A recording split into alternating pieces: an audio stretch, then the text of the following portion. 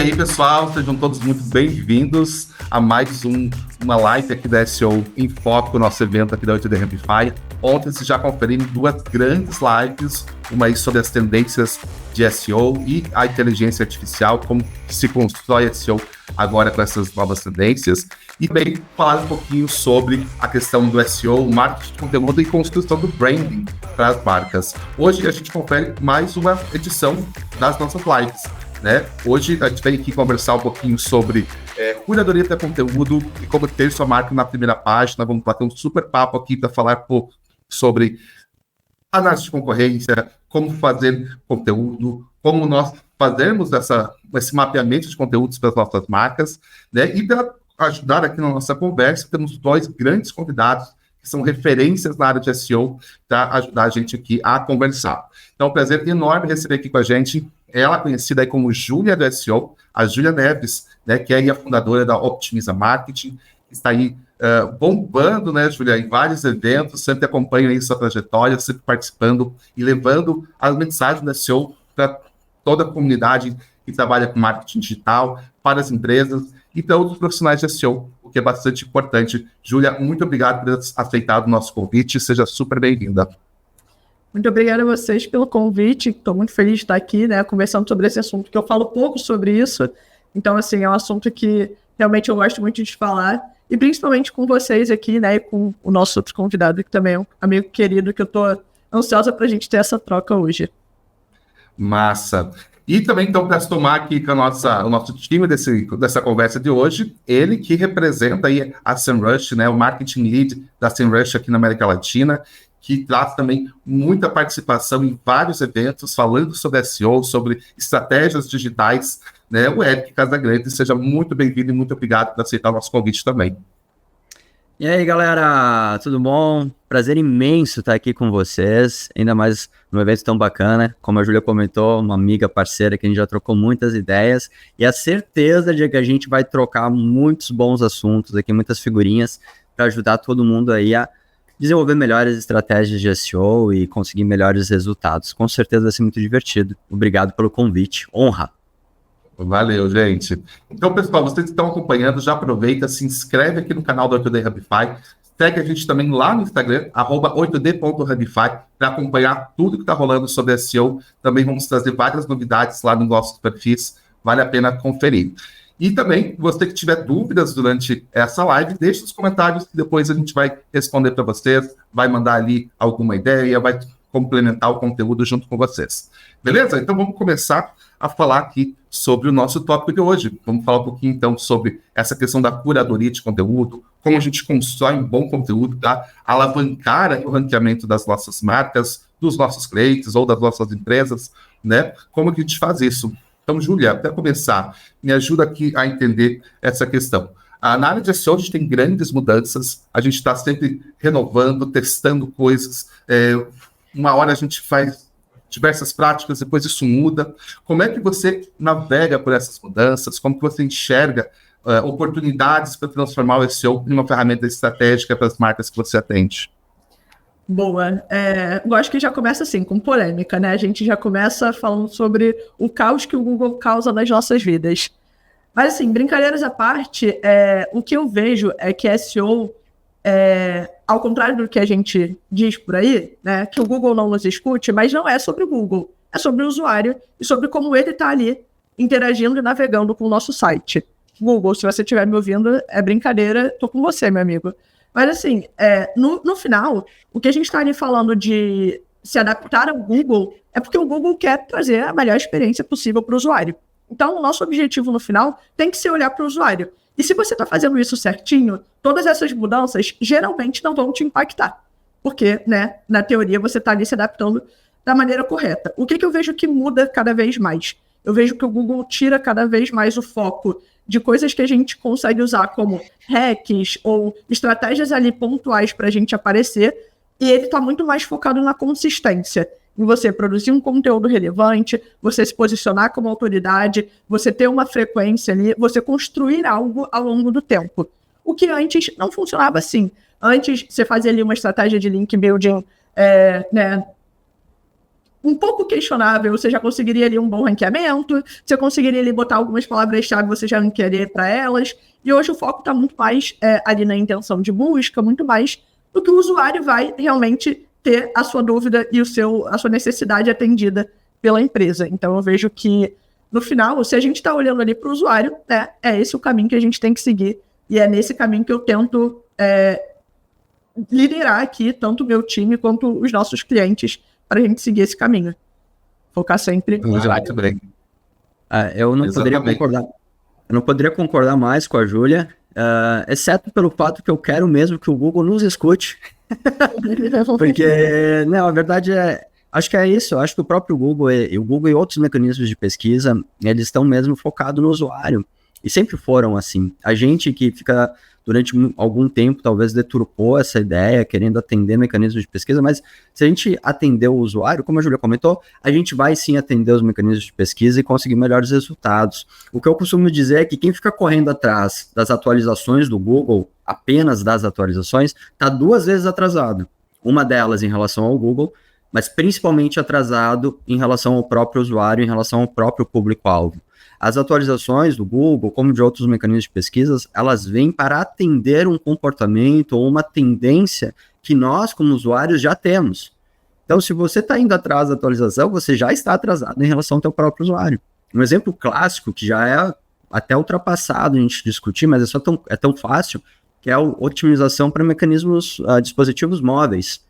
Não foi assim, vamos incentivar a venda de celulares. Não, a gente já estava usando celulares. Por isso que se tornou tão importante a gente olhar para otimizações para o usuário focado em dispositivos móveis. Acho que essa é a nossa principal foco mesmo, assim, de direção de SEO, cada vez mais essencialmente focado no usuário e na experiência dele. Exatamente. Legal. E aí a gente tem visto também, né, todas essas atualizações que realmente deixam as pessoas aí, às vezes, com grandes quedas, justamente por não ter se preparado anteriormente, não ter pensado no usuário primeiro, né? E aí, quando a gente fala de conteúdo, como é que vocês enxergam aí essa questão de qual as melhores formas de fazer uma curadoria, de entender ali que estratégias que a gente vai priorizar para tal cliente, para tal site, para tal blog, como que a gente consegue desenvolver uma estratégia que faça sentido para o negócio e consiga balizar tanto essa questão de entregar algo de valor para o usuário, mas que também, ao mesmo tempo, consiga seguir boas práticas, consiga fazer sentido dentro de uma estratégia. A pergunta do milhão, essa, né? Assim, o que eu vejo... Desculpa, Eric, você ia começar? Não, manda ver, Júlia, manda ver. Show. Eu tento mixar um pouco do que é o foco da empresa, né? Então, assim, se engana quem pensa em logo olhar para a concorrência. Eu acho que a primeira coisa que a gente tem que fazer é olhar para dentro, é olhar o que é o nosso produto, o que a gente está vendendo, o que a gente quer atender, qual é a dúvida daquela pessoa. Então, eu tento muito entender e explicar o máximo ali possível sobre o produto, primeiro, né, entender ali sobre o que se trata o site, e aí sim começar a entender o que as pessoas estão buscando sobre isso. SEMrush, por exemplo, é uma ferramenta que eu uso muito para isso, para entender ali quais são as principais dúvidas dos usuários sobre o assunto, quais são os termos relacionados àquele assunto. Então, ter uma visão ali mais geral do que está acontecendo, para aí sim eu começar a olhar a concorrência, entender o que a concorrência está trabalhando de conteúdo. E, assim, eu gosto muito de trabalhar blog, né? Blog é uma das formas, para mim, em SEO, que mais gera resultado em termos de conteúdo, seja para e-commerce, seja para, enfim, qualquer tipo de site, qualquer tipo de negócio que seja, eu acho que funciona muito bem. E aí eu tento fazer isso, eu tento começar a entender, por exemplo, no e-commerce, quais são as principais perguntas que as pessoas estão fazendo ali dentro das principais plataformas de e-commerce sobre um produto específico. Pô, se eu estou vendendo uma capinha de celular, o que a pessoa está fazendo, perguntando ali nos principais marketplaces sobre aquela capinha de celular, para eu começar a criar conteúdo sobre aquilo. Então, não necessariamente eu vou olhar o que a concorrência está fazendo que eu não estou fazendo. Eu vou olhar o que meu usuário precisa para que eu consiga responder ali. E aí, óbvio, né, a gente tem algumas ferramentas que ajudam bastante aí. Mas, de maneira geral, eu tento olhar em foco no usuário. Eu acho que é por aí também o caminho. A gente, novamente, né, a gente falou já do foco do usuário e claro que ferramentas como a própria SEMrush vão tornar isso tudo muito mais fácil e ágil. Mas como profissionais de SEO, a gente tem que ter esses insights, assim, de olhar lá nos comentários dos concorrentes ou dos marketplaces, o que o usuário está falando sobre aquilo. Já são insights que vão colaborar com a criação e a elaboração dos nossos conteúdos. E com certeza, tudo que a Júlia comentou aí de organização da palavra-chave, olhar a sua própria casa, olhar seu próprio site, né? O Google Search Console é uma ferramenta fantástica e básica, tem que ter configurado, tem que estar arrumado, olhar os artigos que melhor performam dentro do teu Google Search Console, dentro do próprio Analytics, otimizar esses artigos para que eles performem ainda melhor, ver o que não funciona, mandar embora o que não gera tráfego, arrumar a tua casa, com certeza. Porém, de forma geral, um outro ponto aí, já que o foco é quais estratégias, né? Eu acho que eu destaco aqui na curadoria de conteúdo, na organização e produção de conteúdo, o fato de a gente sempre ter uma boa estrutura de site, uma boa estruturação de conteúdos, e aí a estratégia conhecida e clássica é ter essa mentalidade de trabalhar os conteúdos com topic clusters, onde são grupos de conteúdo, clusters de conteúdo, com uma página pilar, que é a sua página principal, cobrindo de uma forma ampla, e a gente fala ampla e abrangente, esse é o termo correto, sobre tudo em relação àquele tema, e vários clusters com outros conteúdos, 3, 4 artigos, cobrindo com mais detalhes outros aspectos. Isso vai gerar aquela sensação, primeiro, que, poxa, esse site tem todos os conteúdos sobre isso, atribui uma boa linkagem interna, gerando mais um tráfego melhor para o próprio usuário, uma navegabilidade melhor, uma melhor experiência do usuário, e claro que isso ajuda também os mecanismos de pesquisa a rastrear melhor o seu projeto e também a entenderem que sim, esse projeto tem tudo sobre aquele assunto, atribuindo mais autoridade. Acaba gerando um ciclo virtuoso quando a gente implementa desde o início um raciocínio de topic clusters e elabora os conteúdos dentro dessa estratégia. Acho que isso é uma estratégia que não pode passar batido quando a gente está pensando em curadoria de conteúdo, em reorganização dos nossos conteúdos e também na criação, né, de um novo projeto, de um novo marketing de conteúdo para qualquer site. E aí até pensando em agradar o Google, né, que também é importante nesse aspecto, a gente até evita canibalização nesse momento, porque a gente evita de criar conteúdo repetido, criar conteúdo duplicado, e isso acaba, né, otimizando ali bastante a nossa possibilidade de aparecer para as principais buscas. Sim, já basta a concorrência no mercado. Agora a gente criar conteúdos duplos para concorrer com nós mesmos, aí realmente não dá. Por isso que é o que a Júlia comentou. Olha bem para tua casa, para os teus sites, para os teus blogs, para os teus artigos, tuas páginas, e organiza elas, porque eu vejo e-commerce, Júlia, com páginas de produto com a mesma tag de título, com o mesmo conteúdo, com instrução, questões básicas, assim, que as páginas, às vezes, nem tratam do mesmo produto, mas elas estão competindo entre elas. Isso é péssimo. E é péssimo para o Google, é péssimo para o usuário, não ajuda em nada. Sim, exatamente, né? A questão realmente da gente pensar que tanto o Top Clusters quanto ter essa preocupação com a canibalização são dois aspectos muito importantes, mas também algo que a Júlia começou falando, né, sobre que talvez não seja o primeiro passo, mas que também é importante, é a gente olhar para a nossa concorrência, entender o que está acontecendo no mercado, né? Eric, como é que você enxerga essa questão? Que possibilidades a gente tem de análise de concorrência quando a gente está falando de SEO? O que hoje as marcas podem tentar fazer para melhorar essa questão quando estão olhando para os seus concorrentes? Nossa, tem muita coisa que a gente pode fazer e claro, ferramentas, assim, de novo, como a Semrush, são essenciais nesse processo, porque você nunca vai ter acesso ao Google Search Console, ao Google Analytics, aos dados de qualquer concorrente seu. Eles não vão te entregar de bandeja isso. Então é muito importante você usar recursos e ferramentas para acessar essas informações, ainda que elas sejam estimativas, mas elas são muito coerentes com o mercado. Então eu acho que tem duas etapas importantes, né? 3, olhar a sua casa, que foi o que a gente comentou. A segunda é entender o mercado, antes mesmo de uma análise competitiva ou uma análise de concorrência. Você entender o mercado, entender quem são os principais players dentro daqueles assuntos, dentro daquelas palavras-chave que são importantes para o seu negócio, dentro dos conteúdos, dentro dos produtos e serviços. Muitas vezes, quando a gente faz uma análise de mercado, a gente acaba descobrindo que tem players que estão competindo em conteúdo ou buscando a sua audiência que não necessariamente são concorrentes diretos de produtos e serviços, porém eles competem pela sua atenção online, pela atenção do seu público-alvo online. Então você tem que mapear eles como potenciais concorrentes na hora de competir na SERP por um resultado orgânico. E claro, aí você começa a fazer uma análise mais detalhada e coerente em cima dos seus reais concorrentes, dos seus reais competidores. E aí tem várias técnicas que você pode ir aprofundando.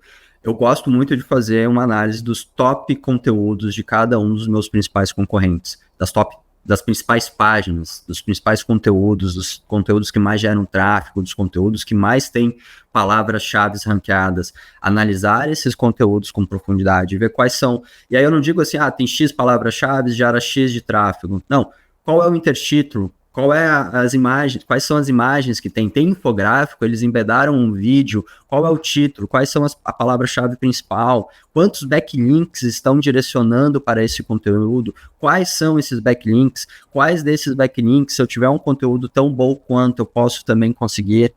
Então, é uma análise bem profunda que ferramentas como a SEMrush podem te dar de mão beijada essas informações, e aí você vai analisando. E aí depende do tamanho do seu mercado, depende do tamanho do seu projeto, mas no mínimo 3 ou 5 concorrentes, você tem que analisar no mínimo as 10 ou 15 top páginas de cada um deles. Isso vai te dar insights muito ricos. Você vai poder mapear, bom, os meus concorrentes estão fazendo assim, eles estão liderando com esses conteúdos, eu preciso fazer no mínimo igual a eles, e aí vem a tua inteligência, a tua personalidade, a tua personalização do conteúdo para torná-lo melhor. E aí você vai atrás de bater com eles nas primeiras posições. E claro, não vou entrar tantos em detalhes, mas com análise competitiva também você vê gaps que os seus concorrentes não estão fazendo, artigos que eles ranqueiam lá na segunda posição, na primeira posição, que você já está ranqueando melhor, então você reafirma essa vantagem, otimiza esses conteúdos. Tem muita possibilidade, assim, e você consegue enxergar isso nitidamente com os recursos corretos, assim, nossa, é aqui, são esse grupo de palavras-chave, é esse cluster de conteúdo que eu tenho que desenvolver que o meu concorrente tá vacilando nessa estratégia. Boa. Complementando aí o Eric, a primeira coisa que ele falou que faz muito sentido é que nem sempre o seu concorrente para o produto que você oferece, para o serviço que você oferece, é o seu concorrente orgânico. Por exemplo, temos aqui Optimiza versus SEMrush. Vamos botar aqui esse versus. Claro. Mas, assim, eu olho para a SEMrush, qual é o conteúdo que a SEMrush cria, porque a SEMrush está falando com profissionais de SEO. Eu estou falando com profissionais de SEO. Então, é óbvio que eu estou olhando ali para SEMrush, apesar de não ser o mesmo produto.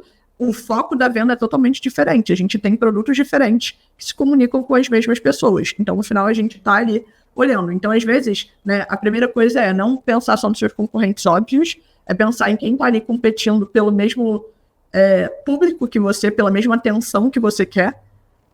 Eu acho que é importante. E uma coisa também que eu gosto de fazer é dividir em algumas etapas a minha análise de concorrência.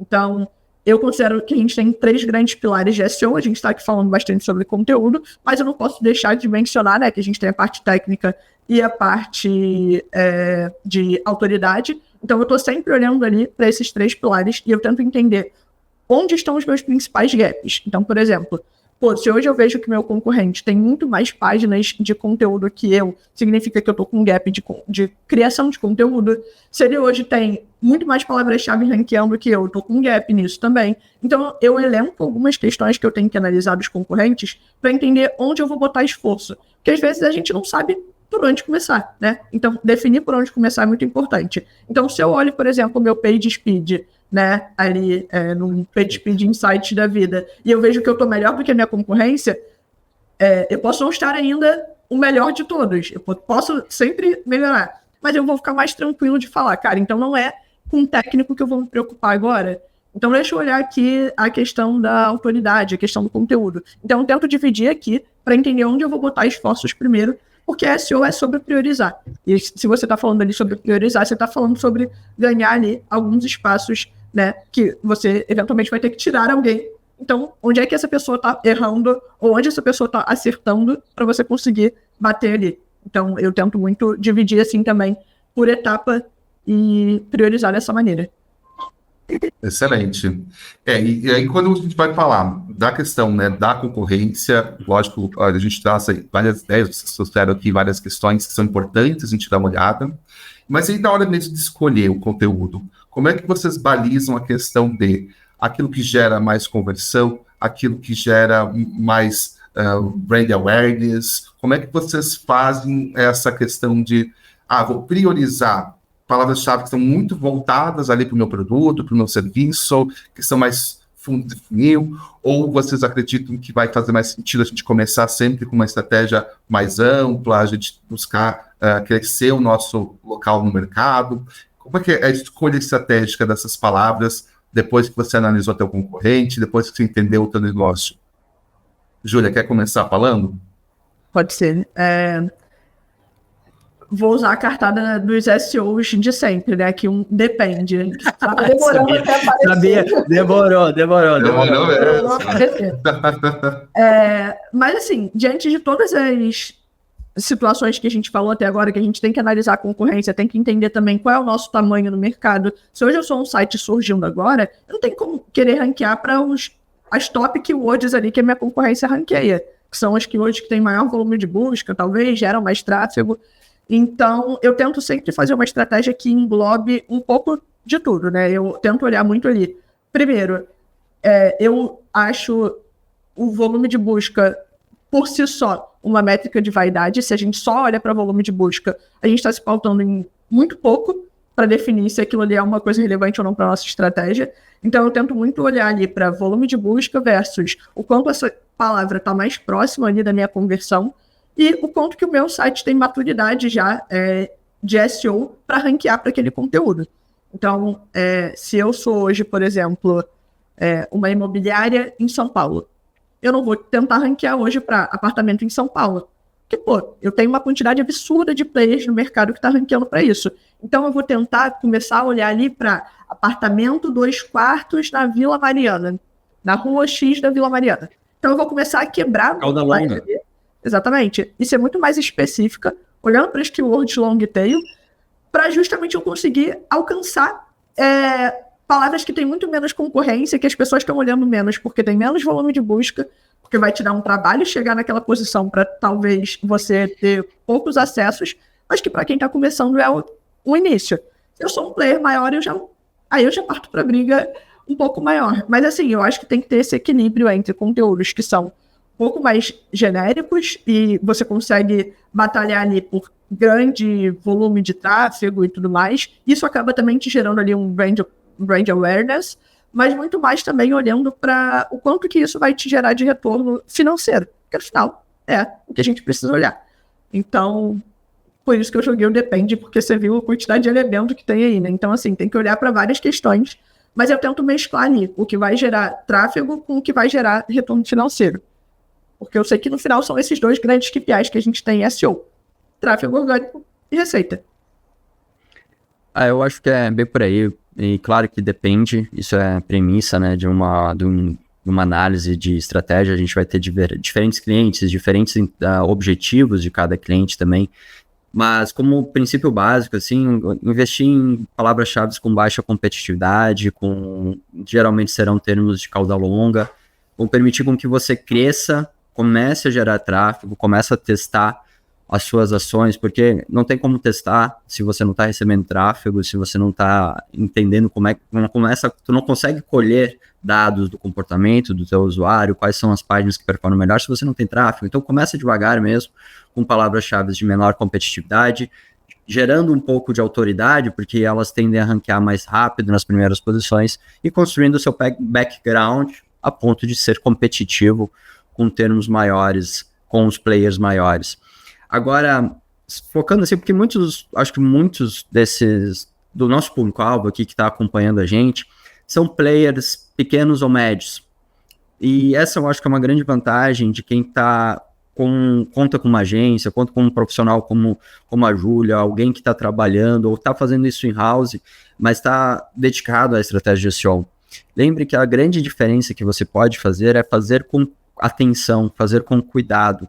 Porque os grandes players, eles fazem... Vamos pegar um grande marketplace, eles sobem página de produto a rodo. Tipo, é uma atrás da outra e não vão lá reescrever a tag de título ou otimizar a imagem de produto ou alguma coisa assim. Então, principalmente no início dos seus projetos, faz sentido dar atenção a esses detalhes, a focar em otimizações, a contar com profissionais que garantam esse processo.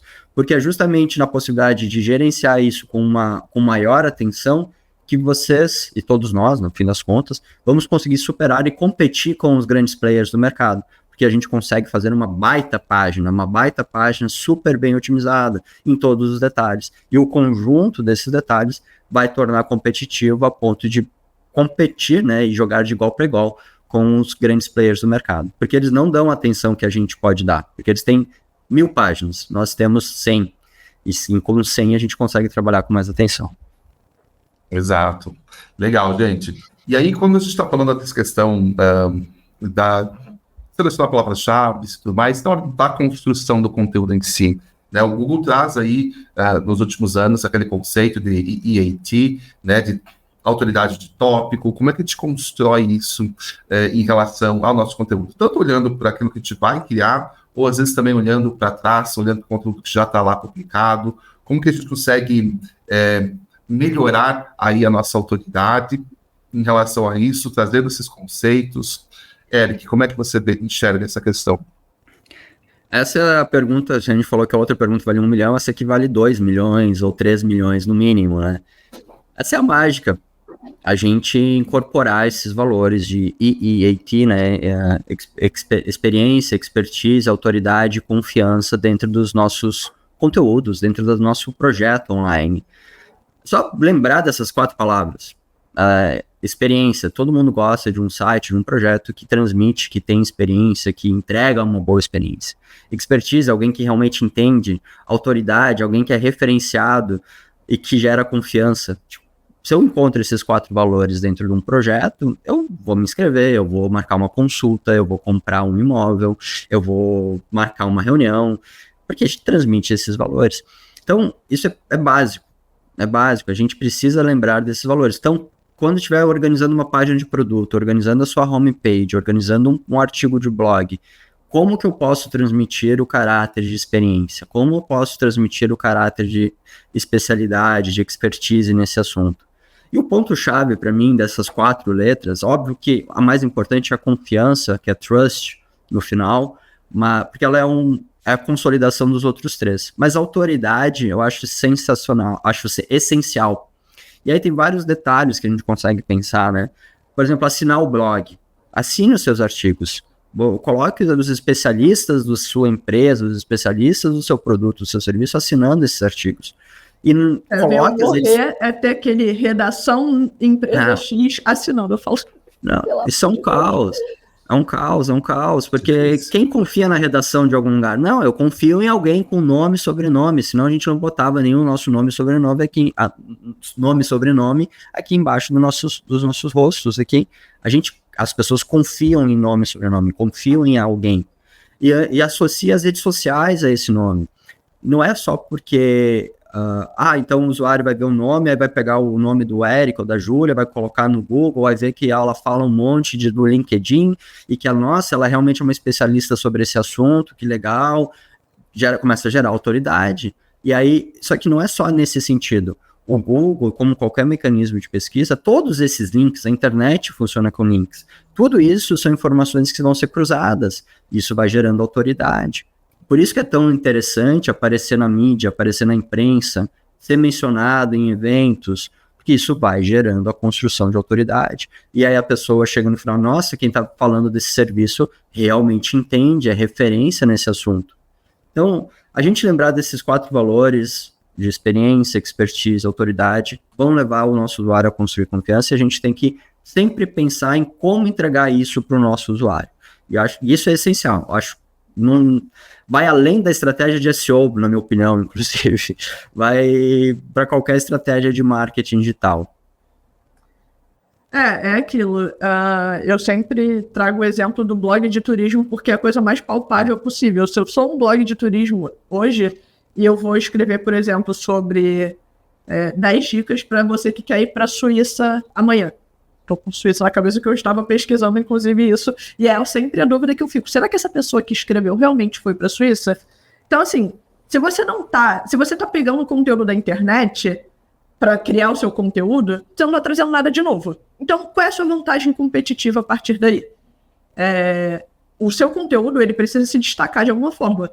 E aí vem, né, até o segundo elementinho aqui, que também gera um pouco de caos nesse IEAT, que é a inteligência artificial, que nada mais é do que fazer exatamente isso. É pegar um bando de conteúdo que já tem na internet e tentar trazer explicado de uma outra maneira. É o famoso copia, mas não faz igual.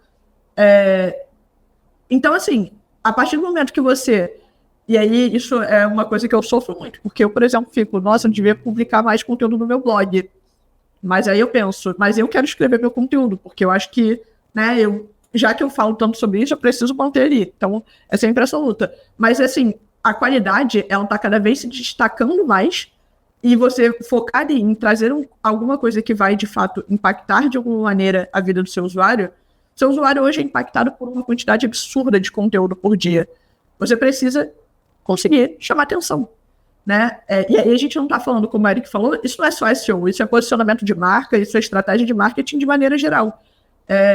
Você se destacar não é fazer ali o básico que está todo mundo fazendo, é você tentar incorporar esses elementos, né? Então, trazer ali a sua expertise para falar sobre um assunto, é você conseguir mostrar que você é uma autoridade naquilo que você está falando, né? Então, isso que o Eric falou, vem assessoria de imprensa, vem você se posicionar ali.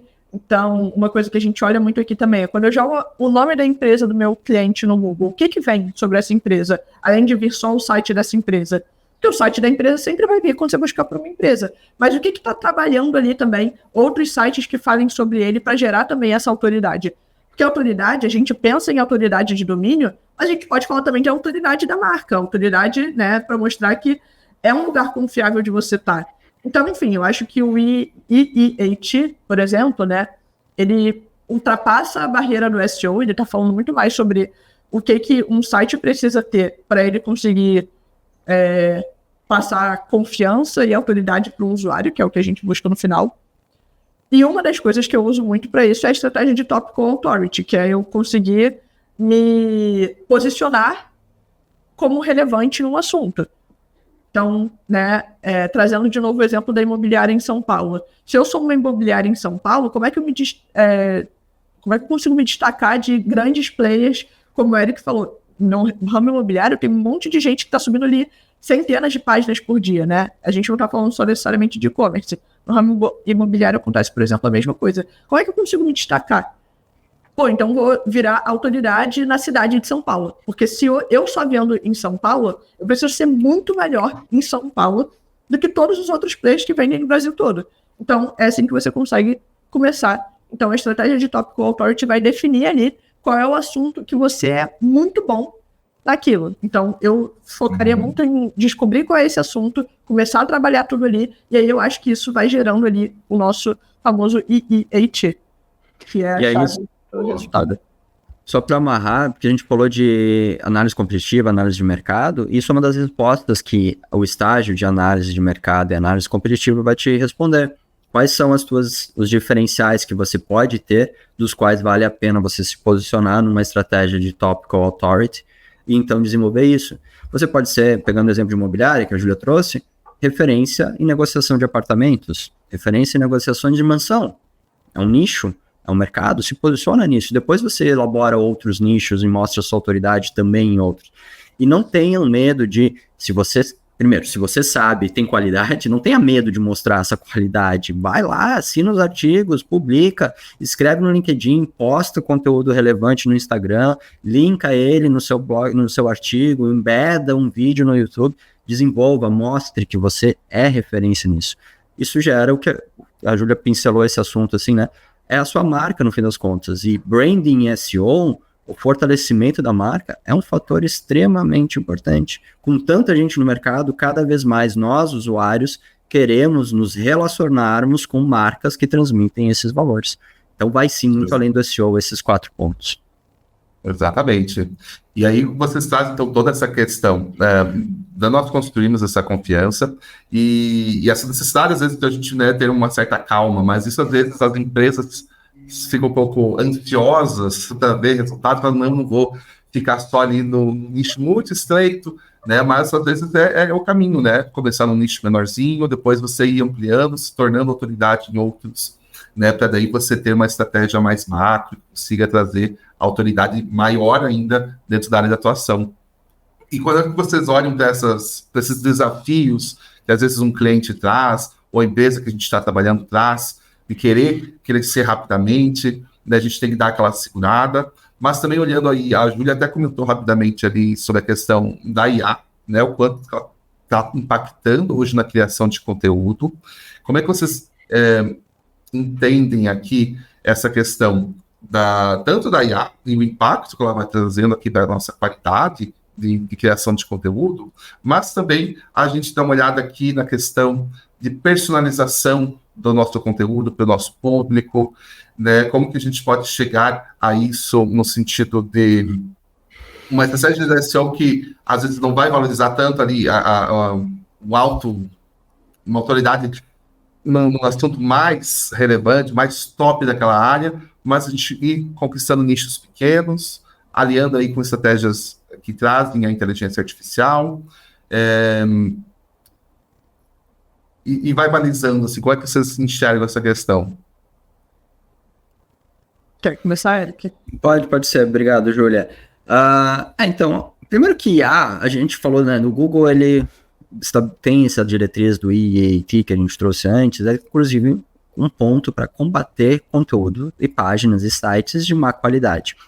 E esses conceitos, eles ganharam muito, mas muito mais força e relevância numa valorização de um projeto online, justamente pelo advento e pela massificação, pela popularização da inteligência artificial.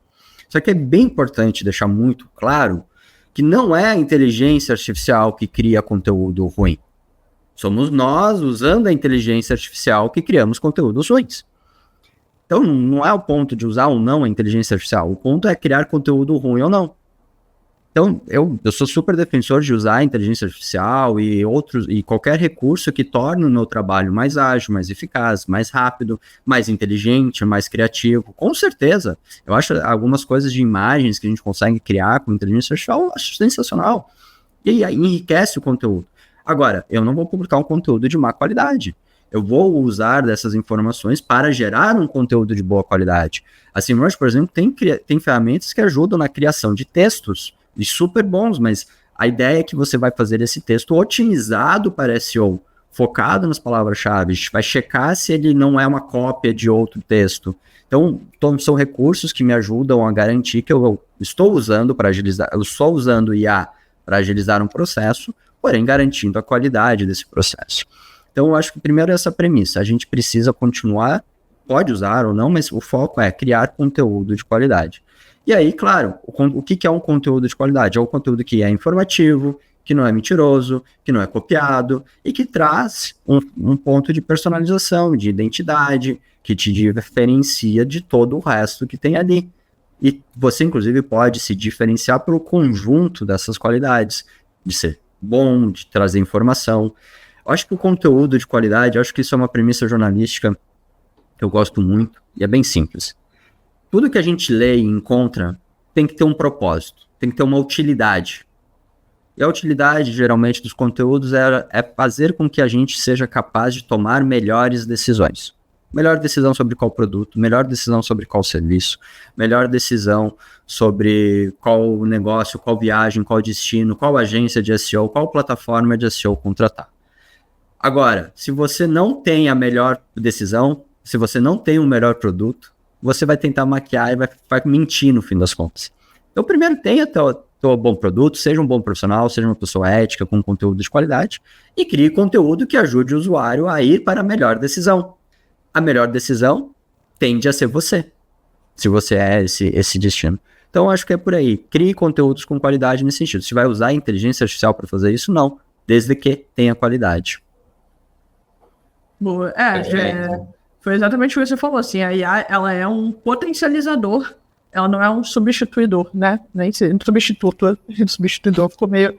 Mas assim, ela não vai substituir a gente, ela vai potencializar o nosso trabalho. Hoje eu consigo criar um conteúdo, eu consigo fazer uma análise competitiva, consigo até gerar linha de código de esquema, que é um negócio super técnico, chato de fazer em SEO, muito mais rápido e validar muitas coisas também, graças à inteligência artificial.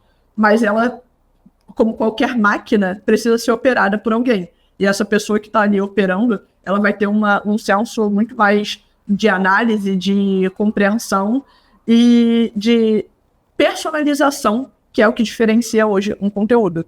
Então, cara, uma vez eu vi uma palestra que foi sensacional, de tipo um cara que falava, pô, eu tenho muita dificuldade de publicar no meu blog, mas eu crio muito conteúdo em vídeo. Então, ele usava muito a inteligência artificial para transcrever o conteúdo e começar a usar o conteúdo que era feito em vídeo, autoral, completamente focado ali, seguindo o EEAT, né, que era uma pessoa que era autoridade no assunto, que fazia tudo ali muito bem feito, e começou a trazer aquilo ali para um formato de blog, com a inteligência artificial. Então, a inteligência artificial pode te ajudar a modificar conteúdos, pode te ajudar a expandir ali a área, né, do seu conteúdo, mas, de maneira geral, o seu resultado precisa ser focado, né, em trazer personalização, trazer autoridade, trazer principalmente o que seu usuário precisa, né? Focar ali na intenção de busca, que é outra keyword que a gente não usou aqui ainda hoje muito, mas focar na intenção de busca no final, que é por que aquele usuário está buscando aquilo e como é que eu posso explicar da melhor maneira. Como inteligência artificial ou sem, se você está gerando isso, se você está trazendo essa resposta para ele com certeza vai estar satisfeito. Excelente. Gente, nosso tempo aqui está esgotando, tá? Mas fizemos um papo bem legal, acho que conseguimos trazer várias ideias, várias boas práticas em que os nossos telespectadores podem acompanhar e podem depois se aprofundar mais. Quero imensamente agradecer a vocês pela disponibilidade, por estarem aqui com a gente, compartilhando um pouco das experiências de vocês, do conhecimento, trazendo essas ideias para o nosso evento. Que a ideia é justamente essa, a gente discutir e promover o SEO aí com a comunidade. Isso que é muito importante, e eu acho que a área de SEO tem uma característica muito legal, e a gente compartilhar entre nós, a gente trazer sempre informações, né? Talvez existam ainda alguns profissionais que tenham aquela ideia de, eu vou ficar aqui fechadinho com o meu conhecimento, não quero abrir, mas no geral, quando a gente compartilha, todo mundo ganha, todo mundo cresce, isso que é o mais importante. Gente, então, muito, muito obrigado pelo aceite de vocês, por estarem aqui com a gente trocando. Deixa aí para vocês darem uma mensagem final. Quer começar, Eric? Tranquilo. Eu vou puxar em cima do que você acabou de trazer nessa ideia de compartilhar conhecimento, né? Isso realmente bem como você falou, é ultrapassado. Se você não está compartilhando, você tá, na verdade, perdendo, porque as pessoas já vão fazer. A diferença é que ninguém pode fazer igual a você. E aí você pode fazer melhor, você pode ser diferenciado, pode fazer nesse sentido. E a sua própria identidade, seguindo esses valores que a gente compartilhou, ela vai te diferenciar no mercado, vai diferenciar o seu produto, vai diferenciar a sua estratégia de conteúdo, vai conectar melhor, porque você tem uma identidade através disso. Não tenha medo de compartilhar, não tenha medo de copiar, mas coloque você no seu produto final, no seu serviço, no seu conteúdo, no seu site. E lembre que tudo isso está focado e vai em torno de experiência. Assim como a gente gosta de navegar num site, navegar na internet, não ler mentiras, não ser enganado, e gosta de ter uma boa experiência, de encontrar informações que nos ajudam, ofereçam isso também para o seu público-alvo. Tornem o caminho dele, a experiência dele mais fácil. Isso vai trazer eles mais perto de vocês e, portanto, mais fácil de fechar negócios. E claro que o tráfego orgânico ele só é uma tradução, vamos dizer assim, disso tudo, porque ele interage diretamente com a experiência do usuário. Acho que é por aí. Foque em experiência e entregar uma boa qualidade, uma boa energia, um bom conteúdo para o seu usuário. Meio caminho está andado aí. Valeu. É isso, gente. Mais uma vez agradecer vocês pelo convite, é um prazer. Foi muito legal quando a gente estava ainda no off, que eu descobri que ia ser com o Eric, né, que é uma pessoa que eu gosto tanto, enfim, que a gente tem muita troca legal. Se diverte. Exatamente. E a gente partilha muito dos mesmos valores em termos de SEO, né? Então a gente está aqui pensando muito parecido e acaba que um vai complementando o outro. Foi ótima a troca. E complementando também aí, mais uma vez, o que o Eric falou agora no final, se eu estou falando para todos os meus clientes todos os dias para eles fazerem o EEAT deles, quem somos nós, profissionais de SEO, para não fazermos isso, né? Então, assim, eu acredito que o futuro depende muito do que a gente está fazendo hoje, porque me impressiona ainda a quantidade de empresas que nem menciona SEO no orçamento. Eu estou agora passando pelo orçamento de 2025 com alguns clientes e tem empresas que estão chegando agora que nunca fizeram SEO, empresas de centenas de anos no Brasil. Eu fico... Como a gente está falando hoje com empresas que não sabem ainda o que é SEO. Então, é nosso papel como profissionais de SEO, é nosso papel como especialistas difundir isso, levar isso para as pessoas, e o profissional de SEO que não está fazendo isso ainda, né, é o profissional que está ficando para trás, como o Eric falou. Então, assim, se eu falo para todo mundo fazer o EEAT, por que eu não vou fazer o meu próprio? Então, é isso. Podem ir com a gente para... qualquer dúvida também que vocês tiverem no futuro, qualquer coisa que vocês tiverem, podem mandar mensagem. Eu tenho certeza que eu, o Rafa e o Eric vamos ter o maior prazer de esclarecer qualquer dúvida que ficou, enfim, sobre o assunto. Beleza, valeu. Então, gente, muito obrigado então, mais uma vez. E você que está acompanhando a gente aqui, que ficou até aqui no finalzinho, não esquece de se inscrever aqui no canal da 8D Hubify. Segue a gente lá também no Instagram, @8d.hubify, para continuar acompanhando essas conversas sobre SEO. Vai ter muito conteúdo sendo produzido, muito conteúdo sendo levado para vocês também. E também, agora na sequência, vocês conferem um papo super legal sobre o SEO e estratégias para e-commerce. Vale super a pena, com 2 grandes profissionais que foram convidados para falar um pouquinho sobre essas estratégias para e-commerce. Não saia aí da nossa programação, que vocês vão curtir bastante. E se ficou alguma dúvida, deixa aí nos comentários. Depois a gente vai entrar em contato, a gente vai deixar aí também as nossas mensagens, se esclarecer. E como a Júlia acabou de falar, podem procurar a gente aí nas redes sociais, nos LinkedIn, que a gente sempre dá um jeito de trazer um pouquinho mais de outras formas de compartilhar conhecimento e trocar experiências que vale super a pena. Júlia, Eric, mais uma vez, muito obrigado. E você que nos acompanha até aqui, obrigadíssimo. Valeu e até uma próxima. Valeu, pessoal. Abraço. Tchau, tchau.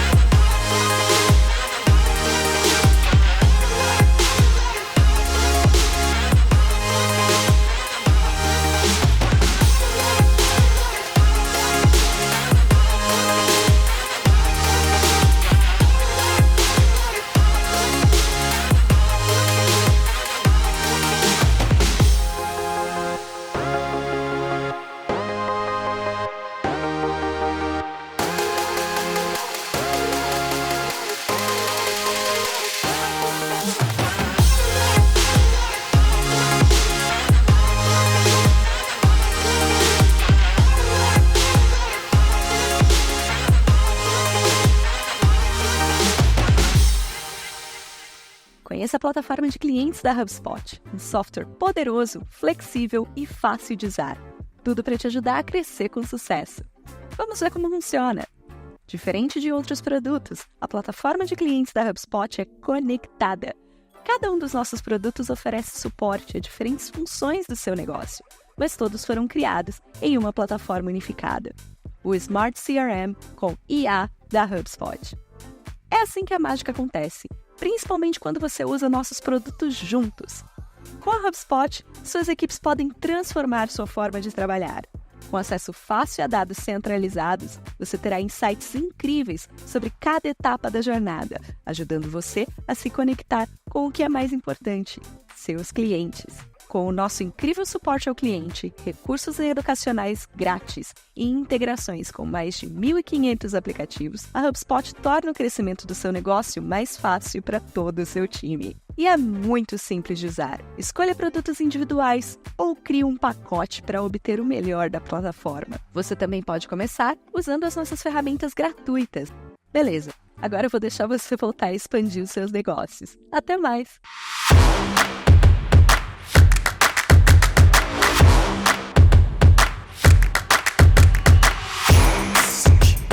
E aí, galera, sejam muito bem-vindos a mais uma conversa do SEO em Foco, um evento da 8D Hubify em parceria com a HubSpot, onde você vai aprender as melhores estratégias para alavancar o seu negócio através do SEO. Eu sou Gabriela Martins, da 8D Hubify, e no tema da nossa conversa de hoje é do clique à conversão, como impulsionar vendas em e-commerce com estratégias de SEO. É um papo essencial para quem deseja otimizar as vendas orgânicas no ambiente digital. Nosso primeiro convidado tem liderado a operação de SEO de uma das maiores plataformas de e-commerce da América Latina. Ele é especialista em SEO programático e otimizações técnicas. E está à frente de milhões de acessos orgânicos mensais, garantindo que o Mercado Livre se mantenha no topo. Felipe Chaab, seja muito bem-vindo. Oi, Gabi. Muito obrigado aí pelo convite. Estou muito feliz de estar fazendo parte desse papo e espero poder contribuir aí para quem estiver assistindo com um conteúdo de qualidade. E eu que agradeço a sua participação e também conosco um profissional com mais de 10 anos de experiência em SEO. Ex-coordenador das Casas Bahia, já gerenciou estratégias de SEO para grandes marcas como Ponto e Extra. Atualmente, ele é consultor e professor, conhecido por seu profundo conhecimento em SEO técnico e programático. Newton Álvares, seja muito bem-vindo. Oi, Gabi. Oi, Felipe. Oi, pessoal, tudo bem? Bom, prazer estar aqui comentando com a SEO com vocês. Espero contribuir e acredito que vai ser um bom papo, hein, Gabi? Vai ser maravilhoso. E antes da gente começar, eu queria já aproveitar para você que está assistindo, se inscrever no nosso canal e seguir a gente no Instagram, que é 8d.hubify. E deixa aqui nos seus comentários as suas dúvidas sobre temas e vamos nessa. Combinado? Para começar aqui com vocês, eu já quero começar abordando um dos temas mais desafiadores do SEO para e-commerce. Como que a gente alinha a otimização de SEO com a jornada de compra do usuário? Hoje a gente sabe que não basta ranquear no Google, né? É preciso garantir que o usuário tenha uma ótima experiência chegando lá no site, até o momento da conversão. E aí, começando por você, Felipe, e depois você, Newton, eu queria que vocês comentassem como que a gente identifica esses pontos críticos da jornada do cliente em um e-commerce e como que o SEO pode ajudar a otimizar esses pontos para aumentar essas conversões. Legal. Eu gosto bastante de entender a metodologia que já existe há algum tempo, baseada na intenção de busca, né? Então, você entender exatamente o que a pessoa está querendo dizer com aquela busca e se aproximar ao máximo de conseguir fazer com que essa intenção seja bem feita. Então, como que a gente pensaria nisso num exemplo um pouco mais prático? Se alguém está procurando quanto custa um guarda-roupa 2 portas de madeira, eu já sei exatamente o que a pessoa está querendo para aquilo ali, ela está querendo o preço de um guarda-roupa. Agora, se ela está buscando guarda-roupa de uma maneira super ampla, ela pode estar querendo entender quais são as opções, ela pode estar querendo, inclusive, saber se guarda-roupa é com hífen ou sem hífen, tudo junto ou separado, né? Então pode ser, inclusive, uma dúvida de português e não necessariamente uma dúvida voltada para e-commerce. Então, quanto mais ampla for a palavra, menos clara vai estar a intenção, mais amplo também tem que estar a tua página, né? Então, o que eu gosto de pensar em relação à usabilidade é que, dependendo do tipo de busca que você está direcionando para aquele tipo de página, você vai ter um tipo de conteúdo, um tipo de estrutura de página que vai fazer mais sentido ou não para isso. E aí eu queria muito ouvir do Newton também o que ele acha dessa visão. Belas considerações, Felipe. Bom, vou pegar um exemplo recente, que foi o da Casas Bahia. O time de SEO tinha muito contato com o atendimento ao cliente.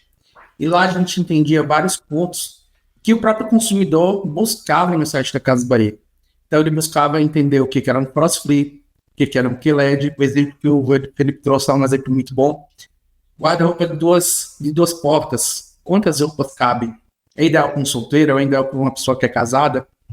E a gente entendeu muito na prática o que o consumidor buscava no site da Casas Bahia. Então, acho que o atendimento ao cliente, ele pode dar muitos insights de como projetar melhores páginas e o que a gente precisa entregar de conteúdo. Outro ponto é SRO, é a área de experimentação, de conversão. A gente interligava totalmente com o time de SRO justamente para entender alguns pontos de experimentação que poderiam ser benéficos para a experiência do usuário e, ao mesmo tempo, também benéfico para a conversão. Então, eu acho que existem vários caminhos, tá, Gabi e Felipe? Existem vários métodos que a gente pode fazer. E eu acho que um dos melhores, assim, é, de fato, entender o que o ICP, né, o que o usuário está buscando e o que a gente oferece de informação. Então, um exemplo que o Felipe trouxe, eu acho que é bem disso mesmo. É a gente entender como é que está a busca, o que é a busca, o que o usuário está buscando na busca e o que a gente está oferecendo de conteúdo. O teste de usabilidade, gravações, heatmap, tudo isso pode dar um bom início de como está a conversão da página. E aí o time de SEO, né, o SEO, ele pode tirar esses insights para levar para o time de CRO ou o time de SEO fazer a implementação de conteúdo, headers, novas experimentações de componentes que tragam mais conteúdo para aquele usuário, para aquela jornada. Então, existem vários caminhos aí que podem ser seguidos. Muito legal. Sensacional vocês terem citado o CRO. Era uma das minhas próximas perguntas. Eu vou até mudar a ordem aqui das perguntas para que a gente possa aproveitar esse gancho e continuar nesse assunto. O CRO, para quem não sabe, né, é a otimização da taxa de conversão do site. E existem muitas marcas que ainda consideram CRO e SEO duas áreas completamente distintas que trabalham separadas, né? Mas pelo que você comentou, Newton, você já aplica essa ideia de que elas têm que ser unidas, que elas trazem esse resultado melhor, né? E aí eu queria saber como que você integrou, né, na sua história e durante a carreira, para garantir que essas estratégias elas estejam casadas, né? Como que você fez para que essas duas áreas trabalhassem juntas? Bom, o primeiro ponto é cultivar relacionamento. Eu acho que o SEO ele tem essa soft skill, que é um soft skill muito importante, é cultivar relacionamento. E eu acho que tem que ser áreas amigas, tem que ser áreas que se complementam, porque no fim do dia, né, o CRO busca conversão, SEO busca tráfego. E a gente sempre tem aquela pergunta de mercado e às vezes a nossa liderança pergunta para a gente: como é que está a conversão de SEO? O que a gente aumenta na conversão de SEO? Por mais que não seja uma responsabilidade direta de SEO aumentar a conversão, a gente sabe que a gente é cobrado por isso. Então é super importante a gente ter autonomia e ter sinergia com a área de CRO justamente para a gente ter boas aplicações e boas experimentações. Lembrando que a SEO acaba sendo uma área muito grande, né? A gente tem muitas áreas de atuação e uma das áreas é a área de usabilidade que conversa diretamente com o CRO. Então a área de SEO pode possibilitar entregar boas hipóteses de experimentação para que o CRO execute. E aí entendendo que aquele componente ou que aquela hipótese em si, ela melhorou a conversão em alguma jornada do usuário, é o momento de colocar em ambiente de produção, em ambiente de deploy, para que o usuário e o bot tenham acesso. Então, acho que são áreas que precisam estar totalmente interligadas no dia a dia. Porque no fim do dia, todo mundo busca vender mais, né? Então, acho que o SEO tem esse papel de se comunicar e manter as áreas interligadas. O resultado do negócio é quem manda para todo mundo, né?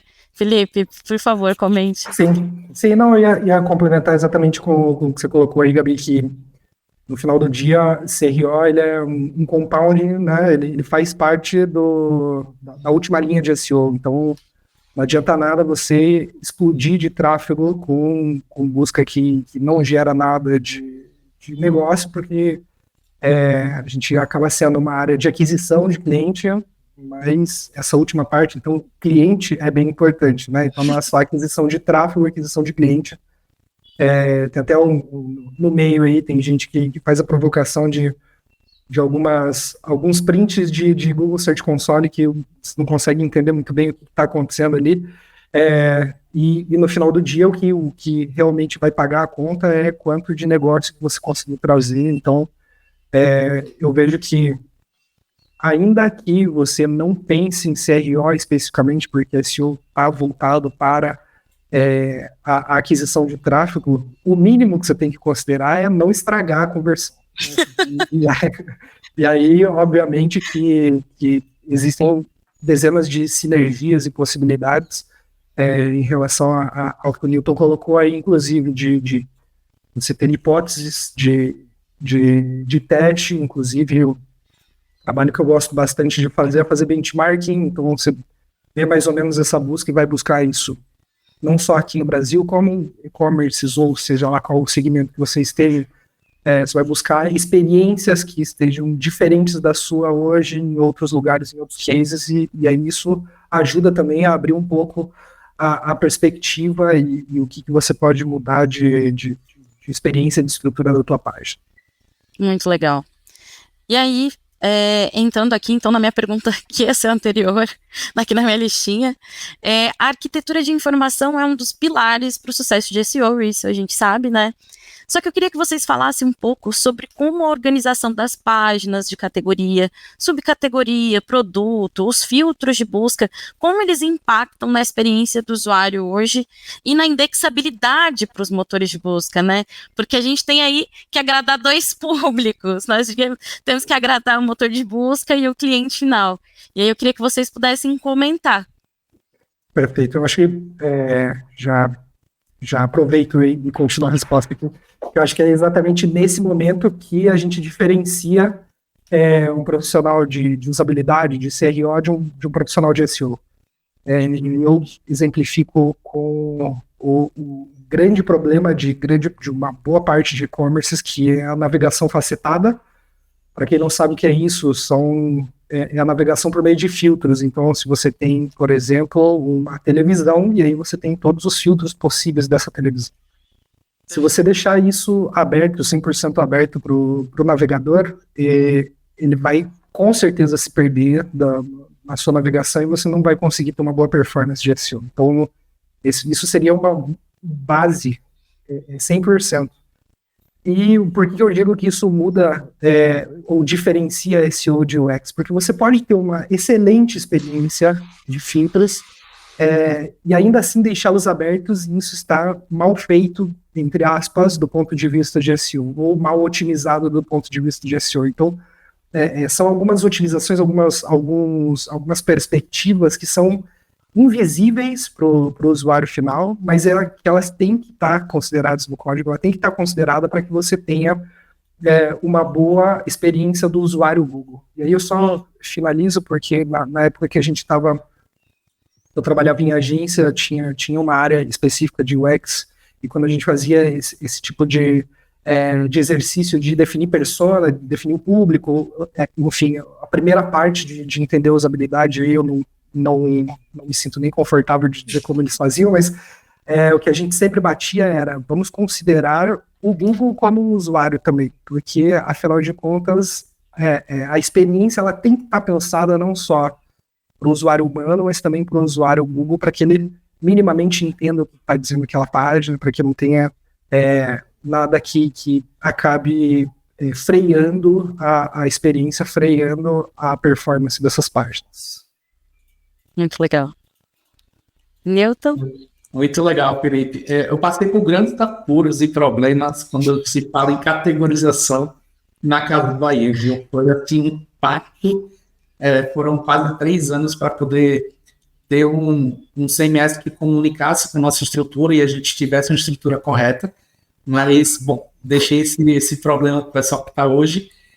Não conseguiu concluir, mas eu super concordo que categorização em área de site, para mim, está ali dentro do top 5 de implementações que precisam ser feitas de um e-commerce. Eu sou uma pessoa assim, eu sou suspeito de falar, mas eu sou amante da linkagem interna, então, para mim, a categorização, uma forma que você desenha a categorização em árvore site, vai ser um indicador de sucesso de um projeto em e-commerce.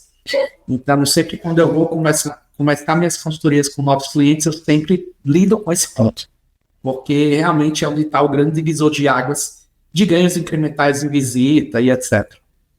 Bom, isso eu concordo com você, Felipe, que quando a gente desenha qualquer tipo de estratégia, e a gente sabe que a área de SEO acaba dando dois grandes polos, que é a área de marketing e também a área de produto, tecnologia, eu gosto sempre de falar que SEO ele tem dois stakeholders principais. Ele tem o usuário e ele tem um Googlebot. Então, todas as estratégias que a gente vai desenhar a nível de tecnologia, a gente precisa pensar que o Googlebot é uma pessoa, é um usuário, que ele tem regras e situações que precisam ser atendidas. Então, o seu comentário foi muito bem nesse sentido, porque também eu concordo muito com isso. Eu acho que a gente pode tirar, então, aqui dessa resposta, considere o Google como um usuário do seu site, por favor, gente. Isso é muito importante, não adianta só olhar para o cliente chegar mais rápido ali no produto se ele não chega na página, né? Não adianta. Eu tenho só mais um comentário, Gabi, só mais um comentário. Por favor. Existe, dentro de SEO, a gente tem uma palavrinha mágica que se chama depende, né? Então, como eu não conseguia aplicar a estruturação correta de categoria do site, uma das formas que, enfim, a gente seguiu ali naquele momento, naquele tempo, há um tempo atrás, na Casas Bahia, foi focar em busca. Foi ter uma busca bem projetada e bem estruturada a nível de árvore site. Então, a gente não tinha uma categorização boa, departamento, categorias, que categoria, até porque a gente tinha uma limitação de 3 níveis. Então, a gente partiu para a busca como digamos assim, uma forma de a gente entregar resultado, né? Então, assim, graças a Deus, na época a gente conseguiu dar um resultado interessante para a companhia, mas eu acho que tem vários caminhos que podem ser seguidos. Óbvio que tem o mais recomendado, o mais assertivo, a categorização, mas caso você não tenha, você hoje é dono de e-commerce, trabalha em e-commerce, você tem alguns caminhos variantes que você pode seguir, como, por exemplo, a busca, indexar a busca ali como uma forma de ter páginas úteis e que entrega a informação que o usuário está buscando. Muito legal. Agora sobre SEO programático, ele tem sido, né, um grande trunfo para e-commerces com milhares de páginas, então estou falando aqui com vocês dois que já estiveram à frente de e-commerces com milhares de páginas. E aí, como que vocês avaliam o impacto dessa abordagem na otimização do site, na taxa de conversão, atrair mais pessoas, e quais são os maiores desafios para adotar? E aí, Newton, você começa ou eu começo? Olha, baita pergunta, tá, Gabi? Eu acho que assim, o Felipe e eu atuamos, né, com esse programático meio que na raiz, porque grandes e-commerces como Casas Bahia, Mercado Livre, Americanas, dentre outros, dentro do seu core business tem o SEO programático. O que seria o SEO programático? É você, de alguma forma, desenvolver e automatizar a criação de páginas seguindo o viés de conteúdo útil e relevante. Então, se a gente é um grande e-commerce que tem um P3P, a gente tem cadastro de produto do lado da marca, né? E a gente também tem terceiros que vendem ali, a gente consegue criar milhares de páginas que tenham aquela informação que o usuário está buscando. Então, por exemplo, ferro branco, ferro azul, ferro preto, você vai ter aquele produto disponível em sua estrutura. Então, quando a gente faz o SEO programático e a gente trabalha em grandes marcas, o intuito é sempre a gente trabalhar uma técnica que eu gosto de falar, que é a técnica de povoamento, que é o fato de você criar páginas para povoar ali na search do Google. Então, a gente acaba criando várias páginas, milhares de páginas que tenham conteúdo útil e relevante.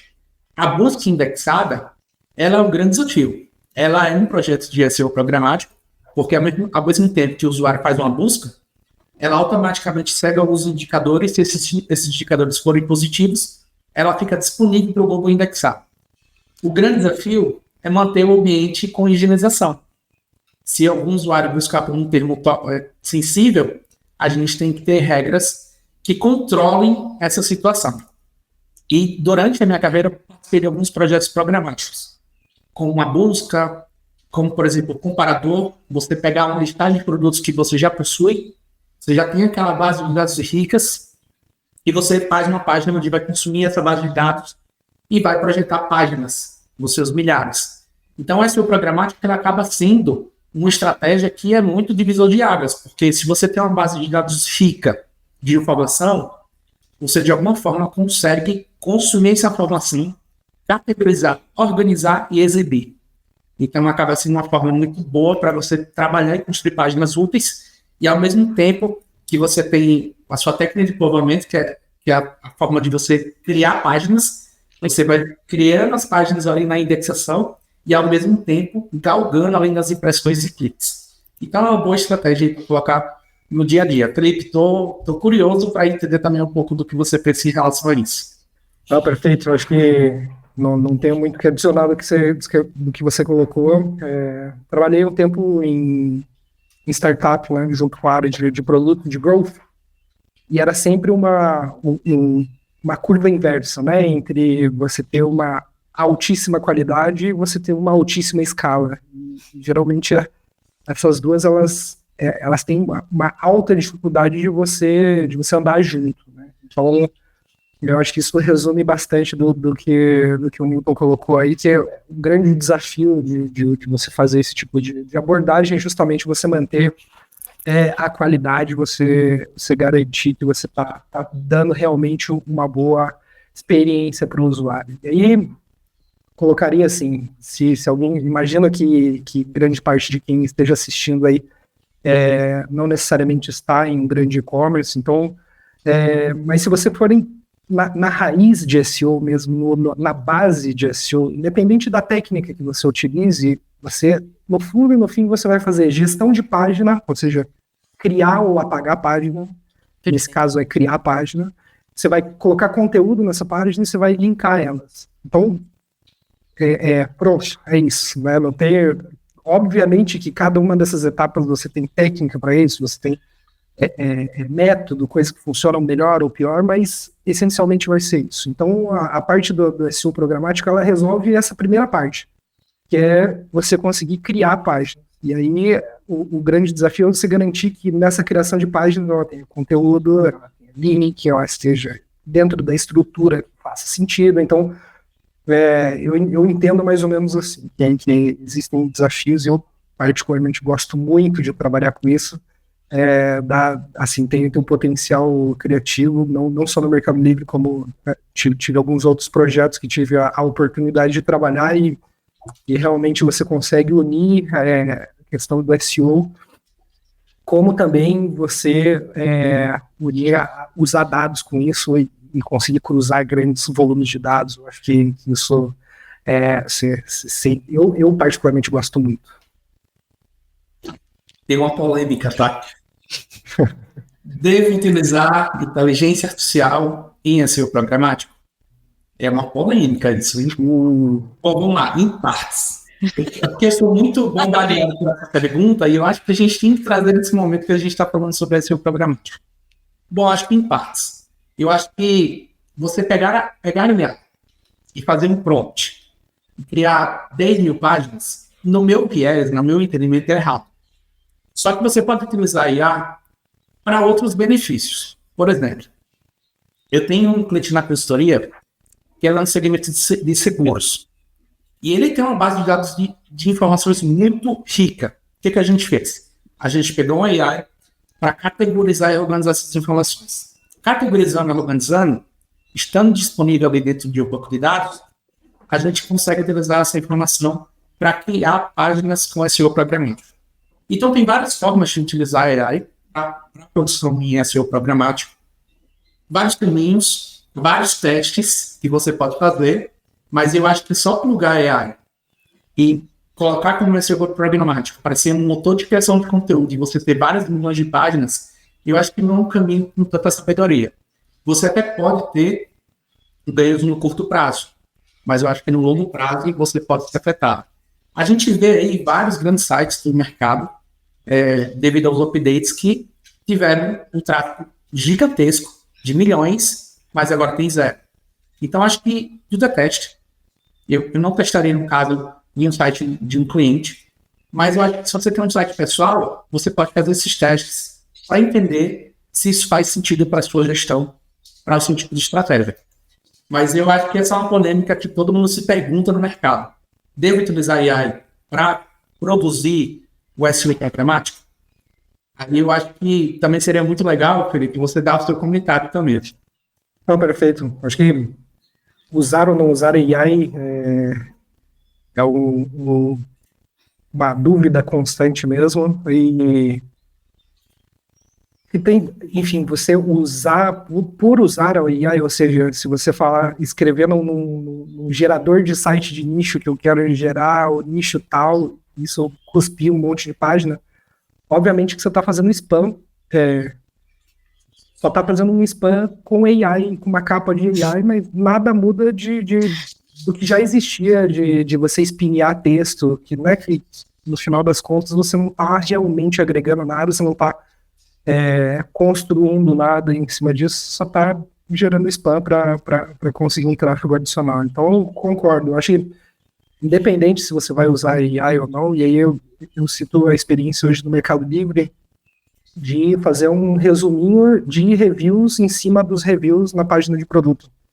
E essa iniciativa ela não nasceu em SEO. Acho que isso já deixa bem claro de que o uso da AI, por usar AI ou só para jogar um monte de spam, não vai significar nada.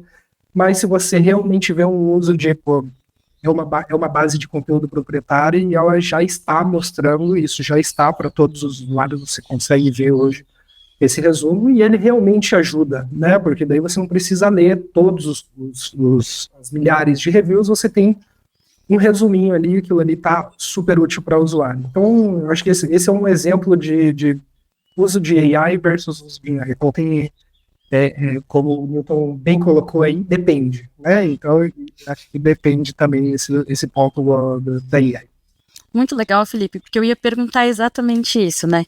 Se a AI hoje ela tem que ser utilizada com cautela, quais são os próximos passos aí que a gente pode talvez contar com ela, né? Então, pensando em SEO, hoje vocês têm, você comentou, acabou de citar, né, o resumo, o que é algo que melhora, né? Tem um texto ali na página, traz as palavras-chave todo trabalhado, e ele ainda facilita muito a vida ali de quem está entrando no site, digo por mim, usuária. Então, ali os resumos, não preciso ficar entrando em cada um, já sei a qualidade, já estou vendo a nota, facilita bastante. Milton, você tem alguma outra utilização da AI que você vê que faz sentido hoje para o SEO? Sim, eu acho que essa questão de recomendação, ela faz muito sentido. Eu atendo política no segmento fitness, e a gente fez uma feature muito interessante. A gente tem vários produtos ali para vários tipos de atividades físicas, por exemplo, ciclismo, enfim, várias atividades. E aí o motor de recomendação, ele trabalha com ele pega o produto correto para aquela atividade física. E a gente cria um conteúdo em cima daquilo, das informações que já existem no e-commerce. Então, acho que é uma feature interessante que agrega ali para a experiência do usuário e, ao mesmo tempo, melhora a indexação de termos, de conteúdo útil para o usuário. Então, acho que a forma de você utilizar, ela tem que ser um foco no seu SPI. Você tem que atender a busca do seu SPI. E eu vejo a AI desse formato. Eu acho que, no meu dia a dia, eu uso pouco para a produção de conteúdo, quase mínimo, e eu utilizo mais de forma inteligente. Como é que eu posso utilizar a AI para, de alguma forma, organizar a informação, exibir uma informação estruturada, recomendar algum tipo de informação que já existe no e-commerce, com o intuito justamente de experiência do usuário. Então, acho que existem várias formas de utilizar, e eu acho que cabe o senso criativo, o senso estratégico de como utilizar e colocar ela em prática ali na operação do e-commerce. Legal. Felipe, quer acrescentar mais alguma recomendação aí? Não, eu acho que não seria redundante se eu colocasse, eu concordo 100% aí com o nosso amigo Newton. Perfeito. E aí eu queria fazer uma pergunta focada um pouco mais em conteúdo mesmo, né? Pensando em conteúdo. Muitas vezes as pessoas pensam que o conteúdo para o e-commerce é só a descrição, né, do produto ali. Como que vocês equilibram a otimização para SEO com a criação de um conteúdo interessante, que converte? Além das descrições, quais outros textos complementares, avaliação, né, como a gente acabou de citar, vídeos explicativos, o que vocês acrescentam ali, o que pode ser utilizado no e-commerce para otimizar mesmo esse trabalho? Da minha perspectiva, como a gente está presente em diversos países, é uma operação assim, monstruosa, a gente se esforça bastante a usar ao máximo a informação que a gente tem de usuário, né? Então, é por isso que eu concordo bastante aí com a abordagem do Newton que ele colocou anteriormente, que é justamente usar o máximo possível o que a gente tem de informação proprietária para garantir que essa informação chegue da melhor forma possível para o usuário. Porque, afinal de contas, no fim do dia mesmo, o que a gente está querendo ao melhorar essa experiência, fazer com que essa experiência seja reconhecidamente melhor pelo Google e assim melhorar posicionamento e fazer um ciclo virtuoso nesse sentido. Então, eu diria que o esforço hoje está bastante nessa frente de a gente buscar utilizar ao máximo o que a gente já tem, que é um ativo da empresa para melhorar a experiência e a jornada de compra. Legal. Bom, agregando, eu acho que para e-commerce tem que sim usar conteúdo e eu acho que quanto mais variação a gente tiver em formatos de conteúdo, melhor para o usuário. Eu vou pegar um exemplo de conversão, de experiência que foi feito na Casas Bahia, que eu até comentei no início. A gente foi no atendimento ao cliente e a gente compreendeu que o usuário, assim, base da Casas Bahia, é uma pessoa, um consumidor, que está na classe C e D, em sua grande maioria. E eram pessoas que tinham dúvidas pertinentes ao produto. Às vezes elas não sabiam o significado de uma televisão que LED, OLED, o que é um frost-free. Então a gente entendeu que essas dúvidas de nomenclaturas, de glossário, eram super importantes para a experiência do usuário. E aí a gente decidiu desenvolver isso em tecnologia, um componente que fosse permitido a gente colocar conteúdo nas buscas. Então a gente chamava de conteúdo introdutório, que era um conteúdo em texto, e as dúvidas frequentes, que eram dúvidas que esse atendimento ao cliente dava para a gente. Então nessas dúvidas foi muito claro que o usuário tinha dúvida em relação ao produto. Então foi um componente onde a gente conseguiu produzir conteúdo para e-commerce, ao mesmo tempo aumentar a conversão das páginas e ao mesmo tempo dar uma experiência para o usuário e para o Googlebot. Então acho que você entender a dor do seu consumidor, do seu SP, o cliente ideal, e colocar em prática na jornada que o usuário vive ali no e-commerce, ela faz total sentido. E eu acho que uma das formas de colocar em prática é você, de fato, produzir um conteúdo que seja agregador para a experiência. Não um conteúdo mais do mesmo. É um conteúdo, de fato, que gera uma experiência positiva. Muito legal. E aí, a gente falou o tempo todo, né, sobre resultado, como melhorar. E aí eu queria saber de vocês quais métricas hoje são relevantes para que vocês considerem uma estratégia de SEO positiva, né? Então, o que vocês olham hoje para saber se o que vocês estão fazendo ali no dia a dia está trazendo retorno, está trazendo o tráfego ideal? Então, queria saber um pouco de vocês, quais são essas métricas. Bom, aproveitando o gancho, tem 3 métricas em particular que eu gosto muito e coloco em todo o relatório.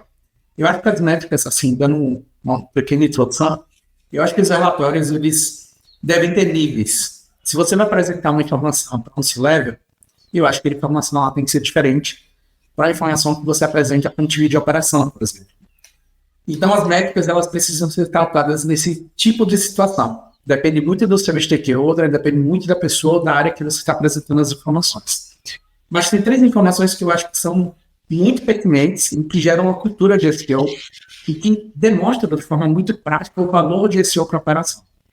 Primeira métrica é a visita qualificada que não contém marca, ou seja, aquela palavra-chave exata que não contém a sua marca. O tanto que SEO contribui para a geração da meta daquele mês ou daquele ano, e até quando você for priorizar algo, o que SEO vai gerar de proporção na meta? Eu acho que essa métrica também é uma métrica muito interessante. A outra métrica é a redução do investimento em canal pago. A gente sabe que SEO é um canal de atração, é um canal que traz visita qualificada, é um canal que traz reconhecimento de marca, mas muito mais disso, de forma muito estratégica, é um canal que reduz investimento em canal pago. A gente sabe que o custo de aquisição está cada vez mais alto, e quando a gente olha para varejo, é um grande desafio, não é mesmo, Felipe? A gente sabe que os produtos, eles possuem uma margem de lucro muito pequena, e se a gente não tiver esse segmento de ter SEO um canal estratégico, a gente pode estar fazendo mídia paga para um produto que está dando prejuízo para a companhia no final do dia. Então, às vezes, é ter esse alinhamento estratégico com toda a companhia para entender que SEO ele pode estar posicionando em palavras-chave, em páginas e produtos que mídia paga não pode estar ali leiloando, participando do leilão e fazendo muito investimento alto. A empresa de SEO ele acaba reduzindo o custo de aquisição e gerando maior rentabilidade ao negócio. Então, essas 3 métricas que eu citei, elas são métricas que geralmente eu apresento para uma gerência, para uma ordenação, para um C-level. Para a operação também coloco, mas não dou tanto ênfase. Eu acho que isso vai depender muito, e eu queria muito também ver a sua opinião, tá, Felipe? Boa. Eu achei a métrica base de e-commerce é venda, daí seja receita, seja, no caso de um marketplace, seja GMV, né, que é meio que a venda total gerada, independente de quem realmente está vendendo, se é um P ou 3P. Então, da maneira que eu enxergo, essa seria o primeiro filtro de métrica. Então, qualquer coisa que eu penso em fazer, ele tem que passar por esse filtro de vai me gerar ou não vai me gerar, ou se não vai gerar diretamente, que seja um compounding, né? Que seja parte da geração final. E aí, eu gosto bastante de olhar também para ranking, obviamente, e aí entender como que a gente está posicionado, porque seria a primeira etapa, né, antes da sessão ali, antes da pessoa entrar efetivamente, a gente aparecer no Google, porque aí o ranking ele é um pouco mais, você consegue controlar um pouco mais, ou tem menos variabilidade do que, por exemplo, se você começa a olhar se você está presente num snippet específico do Google ou não. E por que eu digo isso? Porque no final do dia ele acaba fazendo com que você hoje tenha esse snippet e amanhã não tenha, né? Então, amanhã vai ter um AI overview, você nem consegue traquear direito. Então, no posicionamento você consegue ter um pouco mais de base de comparação, entender se está sendo eficiente para a estratégia. Então, para não me estender muito mais, eu colocaria essas duas aí, que seria o antes da pessoa chegar no teu site e depois, finalmente, se ao chegar ela está fazendo exatamente o que você está buscando, que é gerar a venda. Legal. Newton, quer comentar? Dizer alguma coisa sobre o tema? Eu queria falar sobre uma métrica que é intangível, assim, mas eu acho que faz muito sentido se você está buscando atingir novos públicos em SP. Tem uma metodologia que eu chamo que é a SP amplo, que não é aquela pessoa, por exemplo, pensando em e-commerce, tá? Eu vou pegar o exemplo da Cobase. A Cobase, ela tem vários SPs, e um dos SPs é a pessoa que tem uma animalzinho de estimação, que já consome produtos. Mas também tem um SP deles, que é um SP amplo, que é aquela pessoa que está buscando ainda entender qual vai ser o animalzinho que ela quer ter no seu lar. Então ela começa a buscar raça, começa a buscar porte, começa a buscar essas informações. Eu gosto muito da estratégia Cobase, porque eles fizeram um glossário de todas as raças que existem no mundo, de todos os tipos de animais, de todos os tipos de categoria.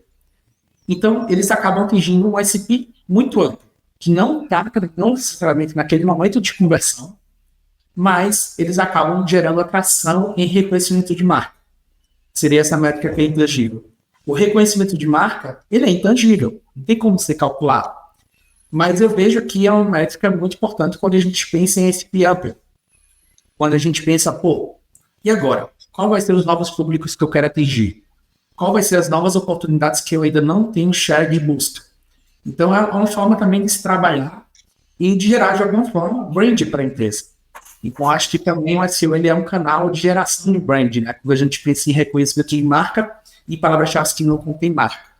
Então, é uma métrica intangível, mas eu gosto também de estar levando os relatórios para tentar criar algum certo valor ali a mais em SEO. Muito legal, Newton. O SEO, esse é um papel, né, muito comum, reconhecido, que é o papel de o quanto ele amplia o valor da marca, né? O conhecimento da marca. E aí a gente está chegando ao final da nossa conversa. Queria agradecer muito a vocês dois por terem participado aqui conosco. Eu acho que se a gente continuasse aqui, daria para fazer mais umas 2 horas da gente conversando. Então foi um prazer tê-los aqui, tá bom? Queria deixar aberto aqui para que vocês possam se despedir de quem está nos ouvindo, Felipe, Newton. Bom, então, obrigado, eu concordo contigo, eu acho que tentei ser econômico nas palavras também, que a gente pudesse abordar a maior quantidade de termos possível. Espero que tenha sido de grande valia aí para quem nos escutou, e se alguém tiver alguma dúvida, consideração, reclamação, pode ficar à vontade para me procurar aí nas redes sociais. Estou meio sumido do LinkedIn, mas posso, se você me procurar ali, me mandar uma mensagem, a gente pode trocar uma ideia com certeza. Boa, Felipe. Pessoal, busquem o LinkedIn do Felipe, que ele posta lá conteúdos muito úteis e relevantes.